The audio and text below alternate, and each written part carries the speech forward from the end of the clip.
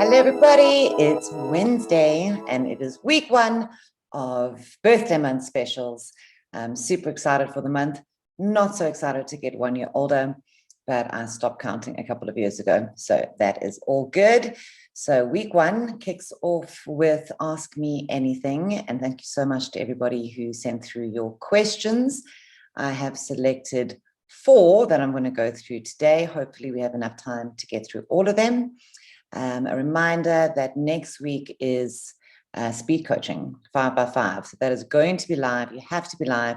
I will be answering the questions in the chat, and it's going to be a challenge, but I'm super excited to try and stand up and meet that challenge. So if you have anything that is going on in your life that you need clarity about, new perspective on, join me next week, Wednesday, for the live on my Facebook. And yeah, it's going to be fun. If you're watching the recording of the session on YouTube, so welcome to you as well. The usual request to like, subscribe, and what else is it? Hit the notification bell. All right, cool. I see some people joining. Welcome, everyone. Okay, I am conscious about time, and I want to try to get through all 4 of these questions. So let's begin. Okay, the first one that we have is, I have a sewing business, but I'm not making money, not even enough to make ends meet, and I don't know what I'm doing wrong. It has been slow this month as I live in South Africa, and we went into lockdown again, and I was off for 10 days because I was sick. Yesterday, I thought that perhaps I need to get an office job so that I can at least survive. But then today I got 3 people inquiring about my sewing projects. So I'm so confused and I just don't know what to do anymore. If I think about stopping the sewing, I get depressed, but I'm also not making money. So that I hope that you can advise me. So thank you so much. All right. So the first thing I'd like to address is that when we work for passion versus profit, right? We're doing a job that we are passionate about. In this instance, you're sewing. Sometimes it clouds our business decisions, okay?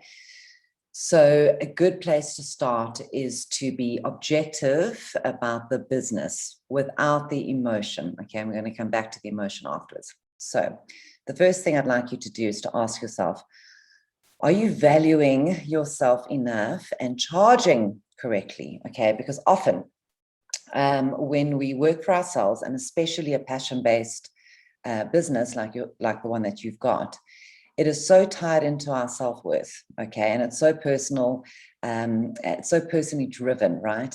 That if our self-worth isn't healthy, we tend to undervalue ourselves. And of course, that results in undercharging, okay? Do you have a professional image, all right? Have you structured the business properly? Is your communication clear? Is it well branded? Have you created trust with you and your existing and proposed clients, okay? Have you networked, right? Have you networked and advertised your business properly? Off the top of my mind, I was thinking about different avenues of what you could do. And I was thinking schools, upholstery companies, right? Fabric houses.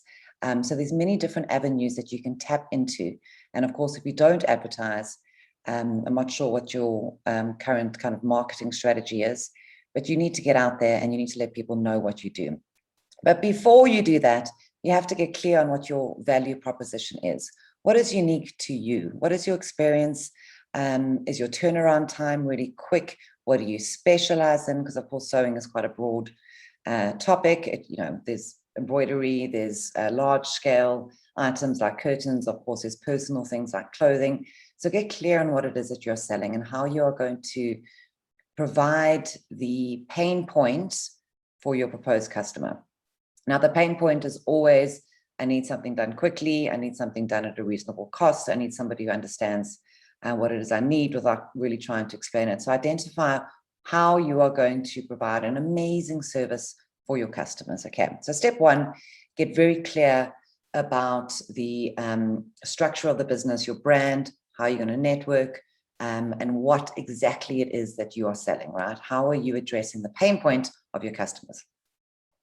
Then we need to go into the emotion, as I said, and that is the self-worth. So just to recap, when we work for ourselves, it's such an extension. You're basically an artist, right? And some people are going to love it, like any art, and some people are not. Some people are going to connect, some people are not. Some people are going to sign up with you and hire you, and some people aren't. And because it is just you driving this, right? You doing the work, you sharing your passion.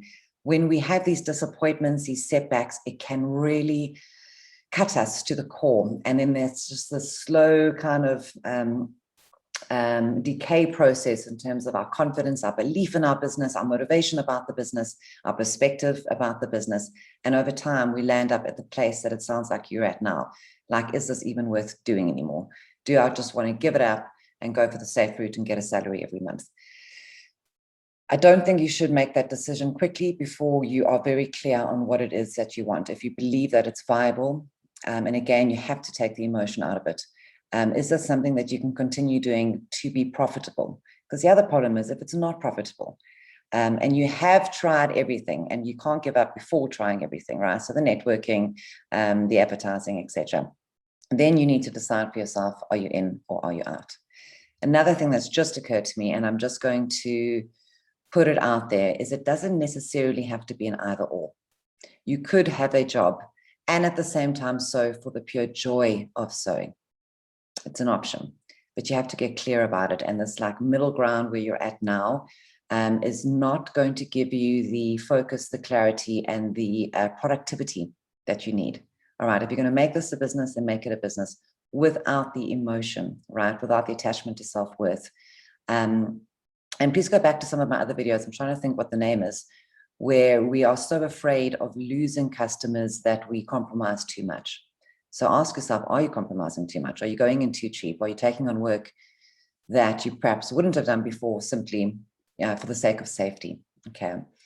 So if this has resonated with you, if there's any further questions that you may have from this brief discussion, please pop it in the chat and we'll see how we can explore this more. Also, for all the 4 questions and the brave people today who asked me the questions, I pulled a card for each one of you. So, sewing business, the card that you got is 10 of Swords. All right, I'm going to put it right there. And this is really about, and you can see the dragon there, it's facing the dragon of fear and cleansing the mind of negative thoughts. All right, so that you can accept your inner power. Now, that inner power might be blocked right now from a fear of charging too much, from a fear of growing.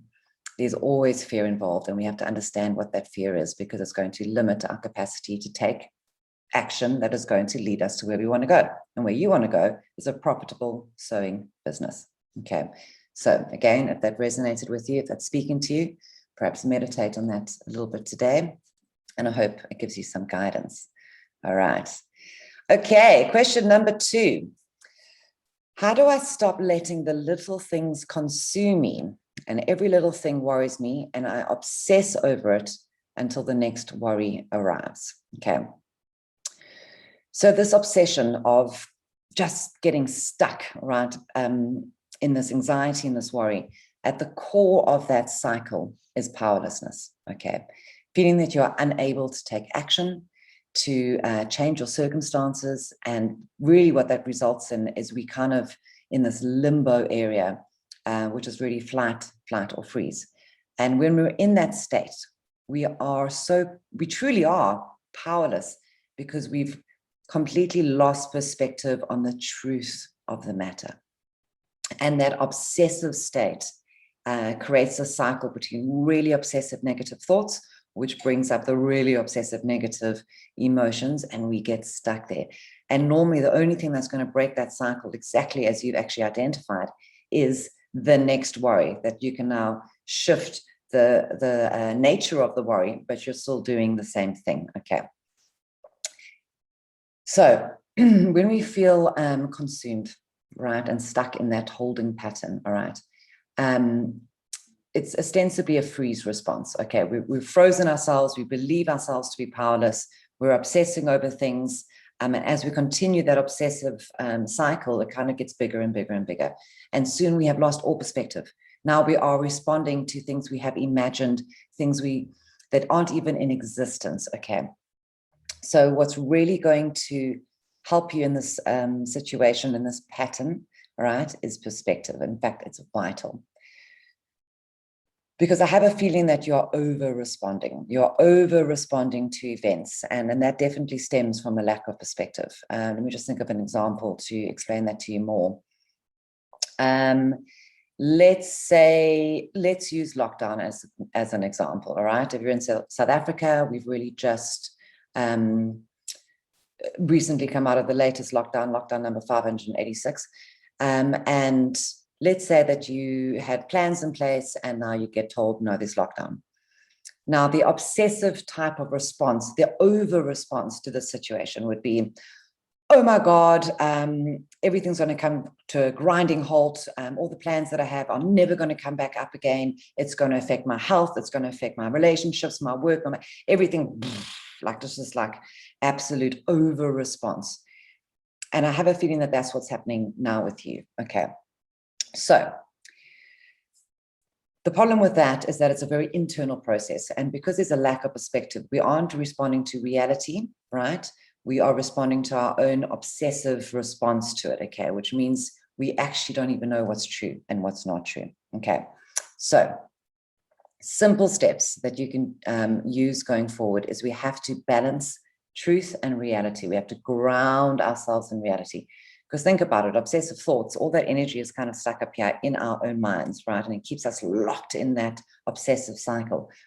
So we now need to take the energy out of ourselves and into tangible material reality and ground ourselves, okay?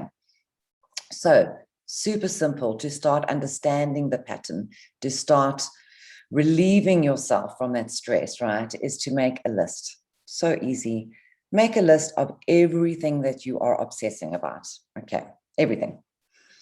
And then you need to go back with a highlighter and you need to highlight all the things that you can and cannot control, okay? As well as what you think to be true versus what is factually true, all right? And often that obsessiveness is never present-based. That obsessiveness is, what could I have done differently? I should have done this. I wish I had done that, versus future worry, what will happen? What if? Okay. And when we consciously try and regain our perspective of a situation, in reality, what we're doing is we're getting rid of the past fluff, the future fluff, right? The imaginings, and we're getting clear about, hang on a second, how am I actually responding to this? Because remember, it's powerlessness. So how can I reclaim my power? Okay. And we do that with absolute reality and facts. Okay. So make that list. What can I control? What can't I control? What is factually true versus what is kind of, I presume is true. And then you have to choose, and it is a conscious choice. It's not like, okay, well, I've done that, now it must magically change. You have to consciously choose to let go the things that you do not have control over. And actually, it's a bit of a relief. It's pretty awesome. It's like, you know what? I can't control the economy. I can't control other people's reactions, behaviors, whatever they may be. I can't control the past. I can't control the future. I can control now, and I can control what the experience is like inside my head and my body, my heart. Okay, it's not a quick fix, but it's a very, very solid first start on that road to changing the way you respond, to checking in. And that's a really great, maybe just use that little catchphrase for yourself. Am I over responding? So when you feel that obsessiveness coming up, and it could be about people, it could be about anything, take a step back and go, hang on, I've decided to stop this pattern. Am I over responding here? What do I know to be factually true? What am I fearing to be true? So what am I going to respond to? Am I responding to the facts, or am I responding to like the craziness, right? And it is a skill, and you are going to be consciously changing your neural pathway habits. Not going to happen on its own. I know that it feels so overwhelming and it's so consuming because you're stuck inside of it, right? You're stuck in that anxiety and you feel like you need to take action. But that action is just taking you around in a circle, right? I mean, let's talk about stalking, you know, that obsessive thought patterns happens a lot in relationships. So what action do you take? You go and you spend 5 hours stalking the person on social media, or wondering what you would say in this situation. Oh my God, it's exhausting and it's a drain of the energy. And actually, if you take actions that aren't based on reality, it's never going to come to fruition in reality.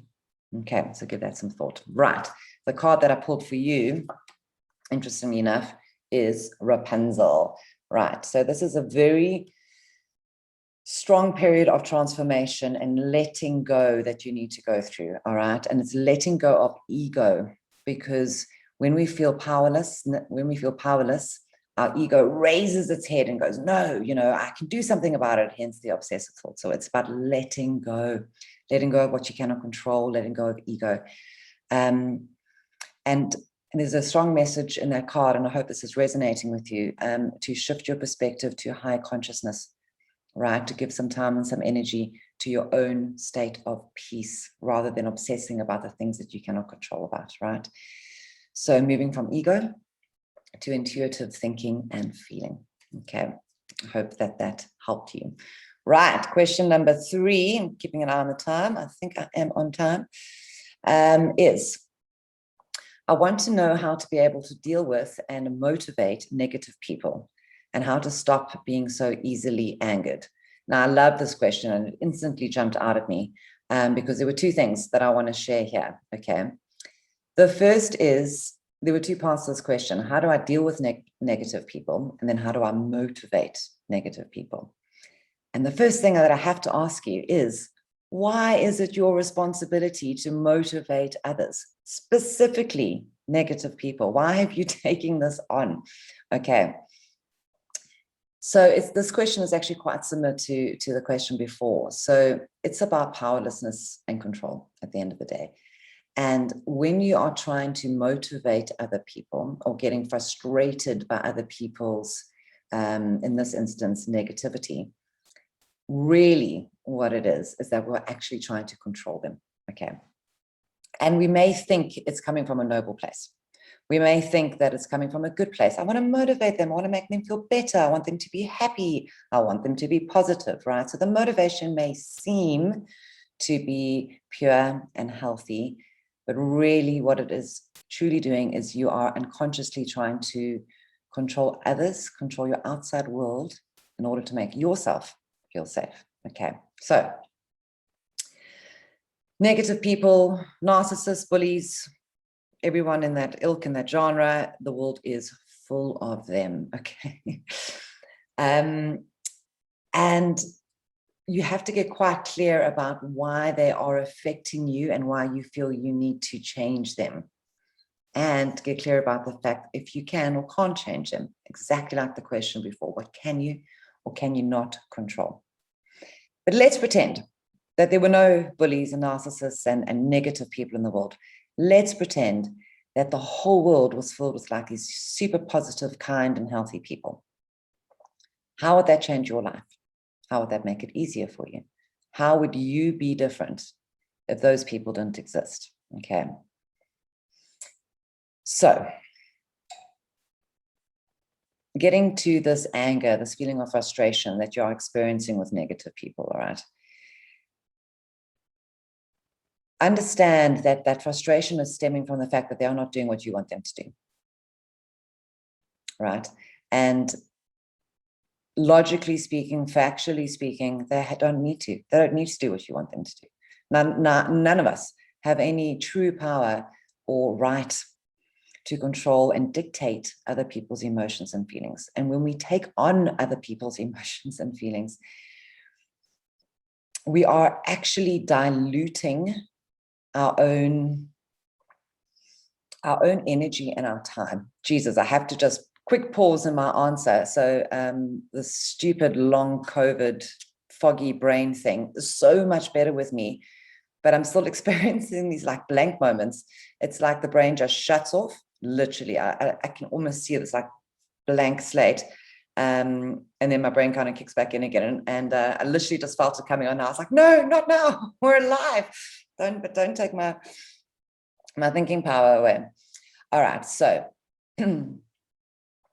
is your anger towards negativity a way to distract yourself?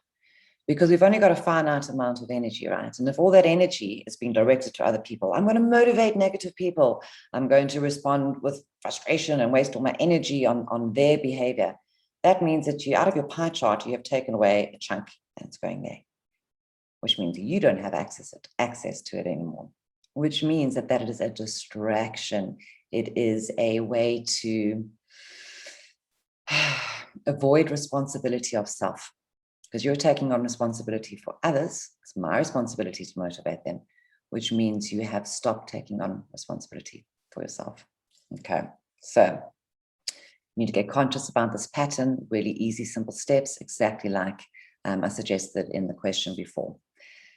Sit down quietly, and if you are serious about changing this pattern, if you truly want to feel lighter, because I'm feeling this like really heavy energy, like every day is just like this cloud of like frustration and so if you want to get rid of that, if you really want to get rid of that, okay, then you need to take some action and you need to get clear about how this is playing out in your life and why you're still engaging with it and why it is important to you. What need within you is this fulfilling? Okay, so ask yourself questions like, and I wrote some down for you. What makes me angry about other people? Be specific. Why? Why does it make me angry? And here you need to make up the I. Well, I feel they could do it better. I feel that they are wrong. I feel whatever it may be. Okay. How does their behavior and choices make me feel? Okay. Again, we have to be specific.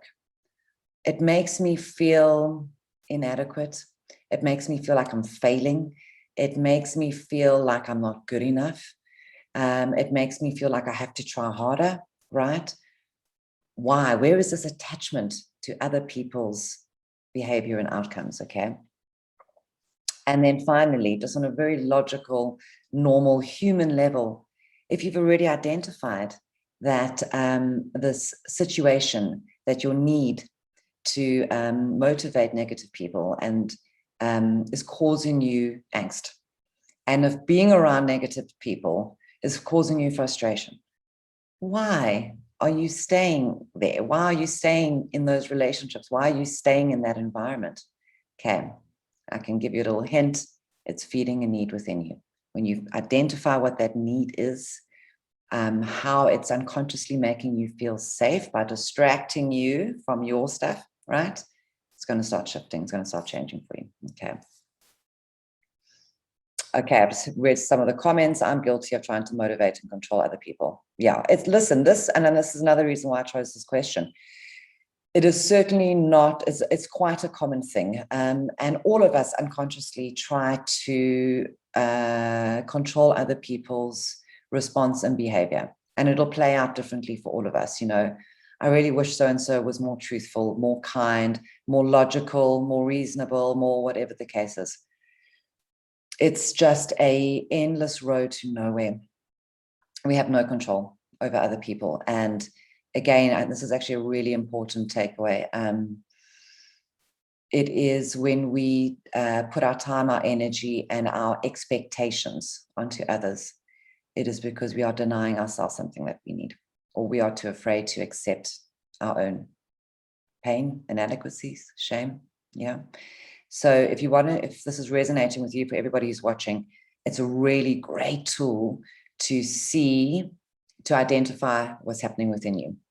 So that question that I suggested you ask, how does their behavior and choices make me feel? I feel inadequate, I feel powerless, those are the feelings that are existing within you.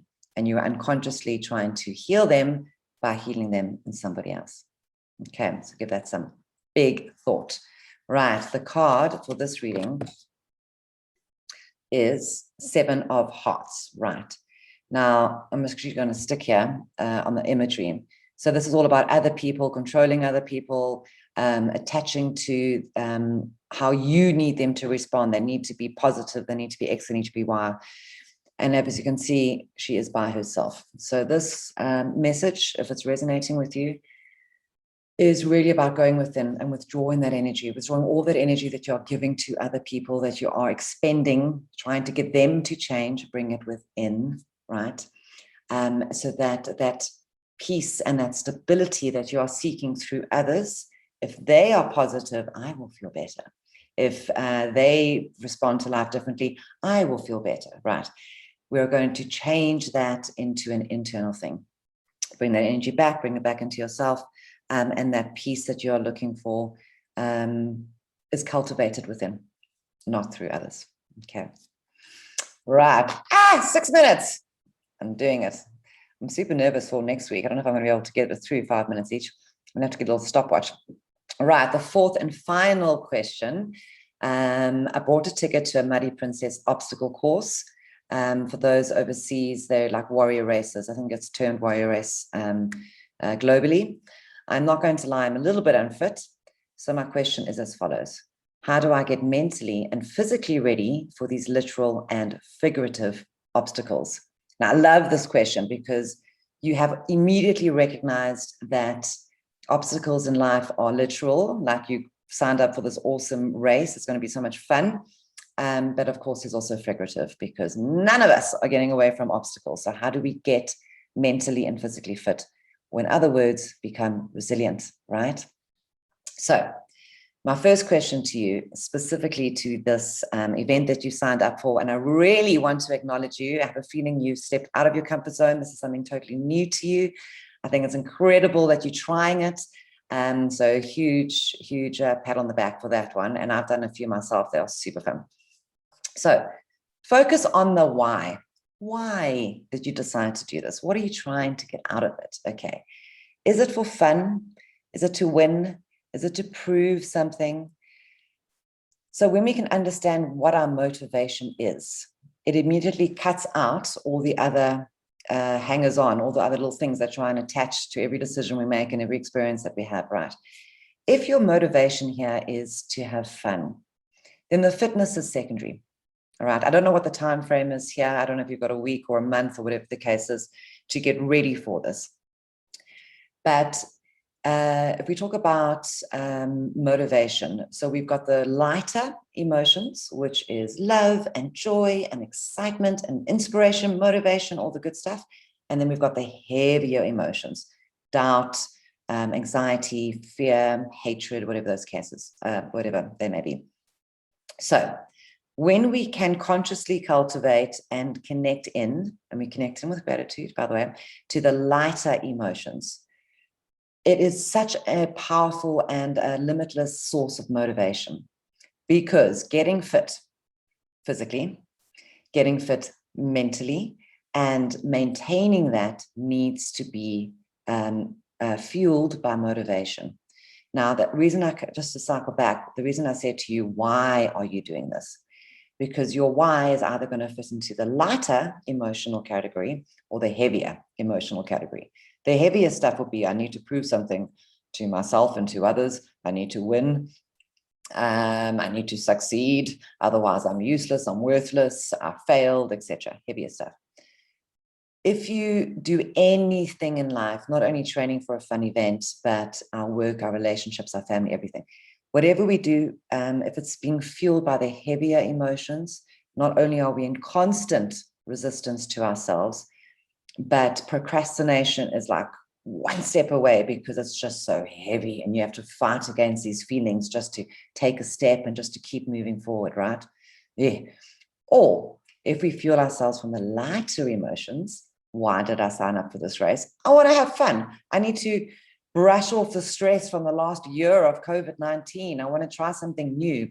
That's like such an awesome fuel to take your action from. And when we are training mentally, physically, and going through life from that place, from the lighter emotions, we don't have to fight ourselves so much. We are passionate, inspired, excited, and that is energy that naturally keeps us going. So first question, why are you doing this? What is motivating you? The heavier stuff or the light stuff? Okay. Another thing I'd like to say is, when we do something new, whatever it is, we are naturally going to have a little bit of anxiety about it because it's new. We don't know what to expect. We have no experience of it, right? So we will feel a small little amount of anxiety ranging to a large amount. But anxiety and excitement is very often, what's what I'm looking for? COVID blank brain, misidentified, swapped, whatever. We think it's anxiety, but actually it's excitement. Okay. So there is only one way, I've just noticed the time, there is only one way to prepare for a race, either for this Muddy Princess race or for the race of life. And that is to get in the game. Okay, we can't think about the game and then like throw ourselves in it without any kind of preparation. We have to be in the game. So depending on your time frame, definitely go for a walk every day. From day 3, throw in a little jog, walk. By day 5, 6, a little run, jog, walk, okay? But keep connecting into the excitement, to the why you are doing this. And remember that this training, everything we do in life as humans is connected into everything of us. So I'm going to go back to our little pie chart of life. You're training for an event over here, but what did you gain from that can benefit the rest of your life? Well, I tried something new. I'm super proud of myself. I reduced my fear. I got out of my comfort zone. I put in the time every day to train. You know what? I really enjoyed going out for half an hour a day. I think I want to continue that. It makes me feel good, right? So you've improved your health automatically. I've proven to myself that I'm actually capable of a lot more than I can do, which means in your personal relationships, within work, you've got that much more confidence, okay?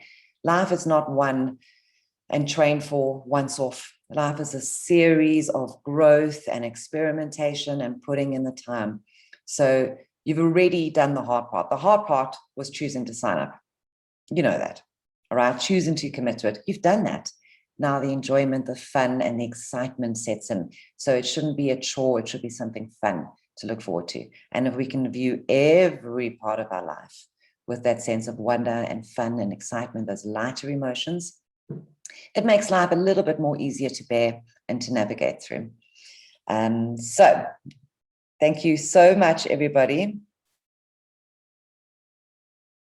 I made it. I made 4 questions in 30 minutes, mostly. So thank you, everybody, for joining live and for watching the recorded if you're on YouTube. Special shout out to my FC. And then next week, as I said, speed coaching, 5x5, live on this platform, Facebook Live. And I can't wait. Have a great week, everybody. Summer, if you're in the Southern Hemisphere, is 3 short weeks away for the first day of spring. And I'm super excited about that. And I can stop wearing a million jackets. Right. Love to you all. Have an amazing rest of your week. And I'll see you guys next week. Bye.